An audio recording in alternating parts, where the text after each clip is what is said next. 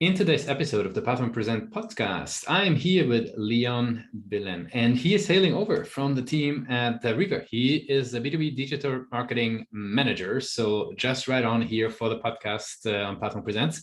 And I want to really deep dive with him what Riva is all about. They're playing in the CRM world in a very interesting angle, actually. I want to really jump into how Leon is thinking about growth for the company as well. So, Leon, welcome to the show. Thanks for the invitation. Happy to be here. Of course. So, give us a 360 overview. What is Riva all about? Okay. So I know all of us use CRM platforms nowadays, but usually, our data about the customers, which might be essential for developing, or upgrading our relationships or cross-sell, upsell, or anything, just gets siloed and trapped in the CRM, and it's not easy to reach them, on the fly when you are about to have a phone call or a meeting with a client. So what Riva does is automatically sync everything between your emails, calendars, and your CRM data automatically, and it does it, without any new interface, without any new program or software to roll out in the organization. Just add it to the CRM that you use. It can be Salesforce, Microsoft Dynamics, NetSuite, Oracle, Sugar, Viva, I don't know, anything. And the calendars or email providers you use, like most of us usually use Outlook. So whenever you have a meeting set, so you don't have to have a manual labor and duplicate it in your CRM saying, I had this meeting with this client, these were the talks, like agenda, this is what the actions are.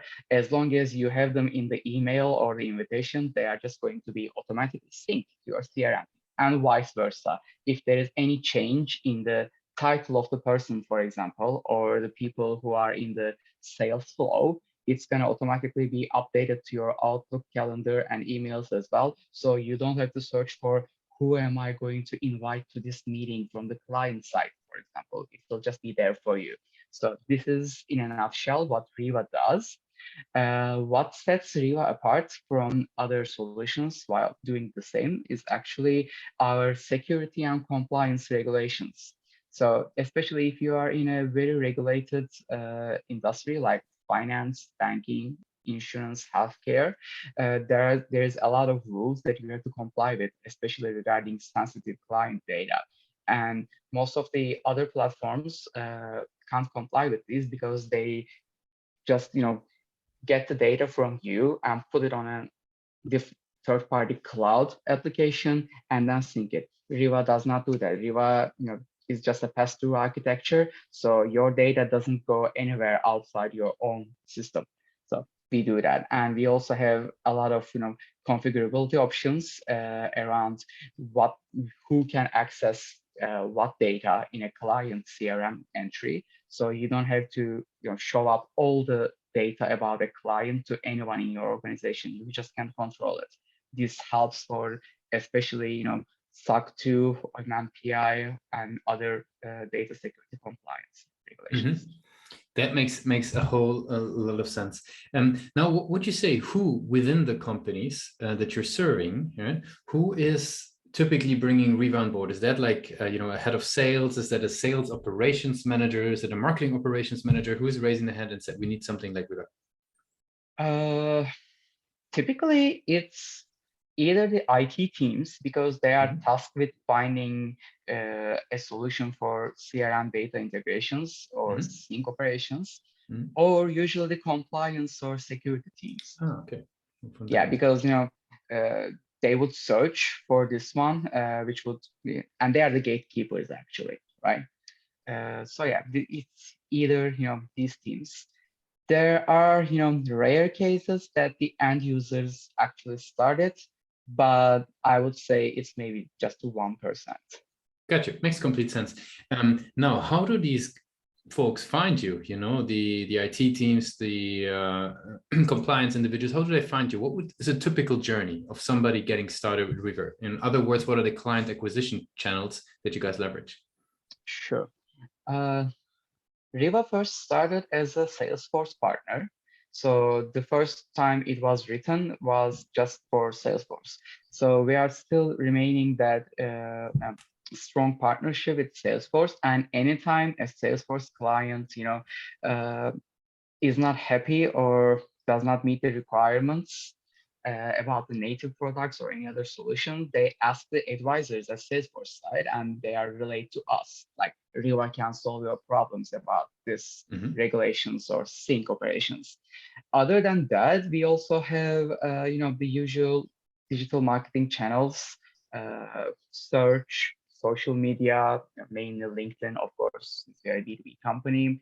And we also have some referrals from software review websites like G2, for example. That's a big part for us.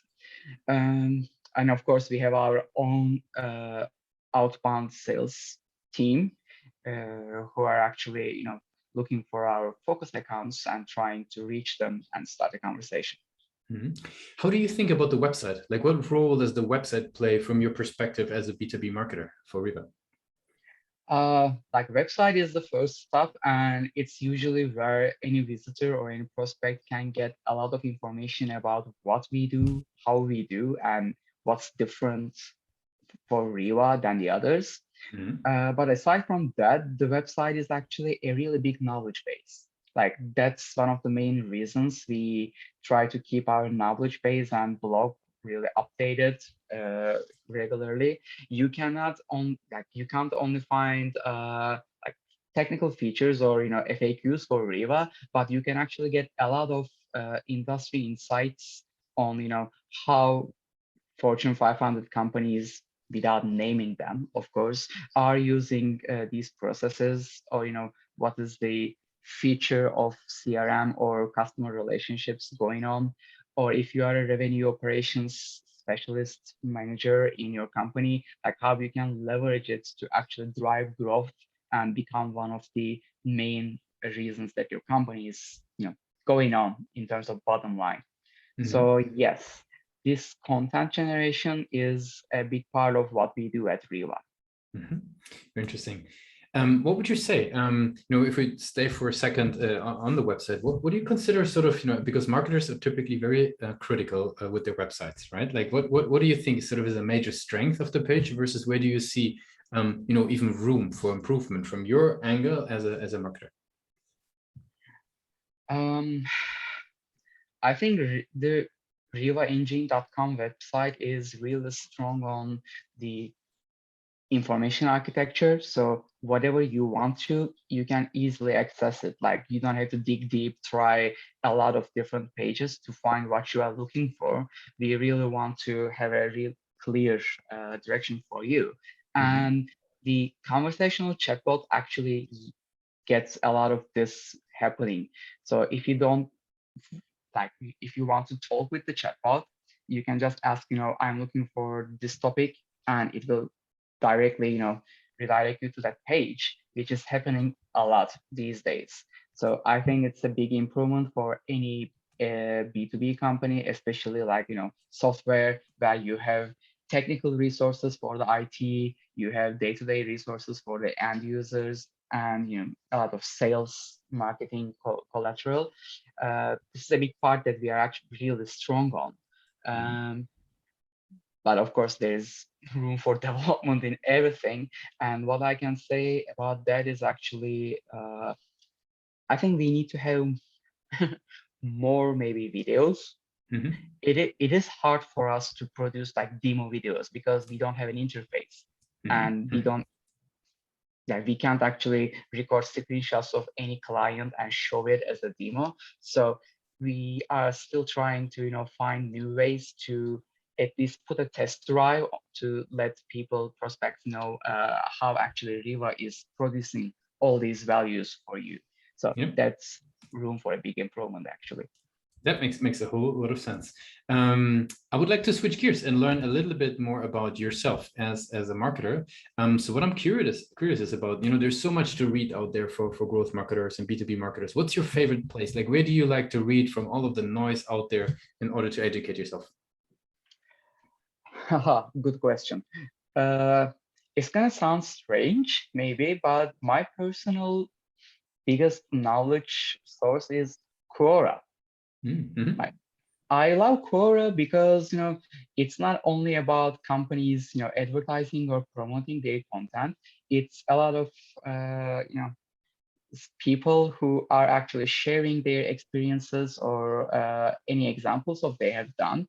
And if you are following the right channels that you want to, and you are selective enough to differentiate any promotional material from an Mm-hmm. organic response, Quora is actually great.